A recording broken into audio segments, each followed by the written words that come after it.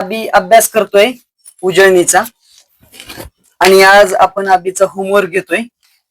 अभि दररोज खेळायला पळून जात असतो, पण आता मी इथंच ठेवलंय त्याला आणि आता अभ्यास घेऊ त्याचा. आता एबीसीडी घेऊ आपण. हा का एक दोन घ्यायचं? काय घ्यायचं? काय घ्यायचं? काय घ्यायचं? बघून द्या ना तुला. बरं बघा पटापटा. आज आजीचा दिवस होता. बाबांनी काय आणून दिलं? बरं चला आता हे करू आपण, धडा वाचू एखादा मग. बरं उघडा उघडा पडदेशी. चला पडदेशी लय. हा काय रे, आपल्याला होमवर्क करायचं आहे का? हा बस तिथे समोर बस, समोर बस. तिथं नको, तिथं बस. मी तुला धडा वाचून दाखवतो. धडा आहे दुसरा. अभि दुसरा धडा आहे बर का. ससा व कासव. खायचो ससा व कासव बर का. हा मला कसं दिसं मग हा गा असं असं असं. माझ्या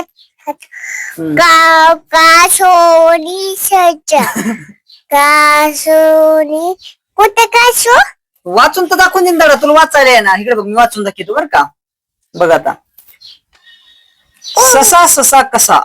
शिक्षक ऐकून घे तू फक्त आधी पहिल्यांदा. ससा ससा कसा. कसा वनात राहायचा, गाजर खायचा, भरभर चालायचा, जलद धावायचा बर का. वनात तलाव, तलावात कासव, कासव चालायचं संत संत आणि कासव दादा चलना पळायला. कासव धावायला तयार झालं, ससा धावला भरभर, झाडाजवळ आला आरामात. आहे का नाही? त्यानंतर कासव शहाणं सतत चाललं आणि पहाडाजवळ आलं, शांत बसलं. सशाला हरवलं. कुणी हरवलं सशाला? कासवाने. आणि जेव्हा ससा जागा झाला, सशाला कळलं मला कासवानं हरवलं. ससा शरमला आणि लागला रडायला. आता ह्यात काय तसंच असतं बाबा. मला आवडलं. बिंडकीनी बिंडकीनी बिंडकीचं काय आलं मधीच? त्याच्यात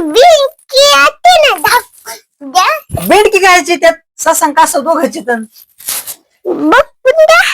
लय शान आहे बाबा तू. आता ह्यातून काय शिकायचं अभि? की सतत चालायचं. चालायचं म्हणजे संयम ठेवायचा.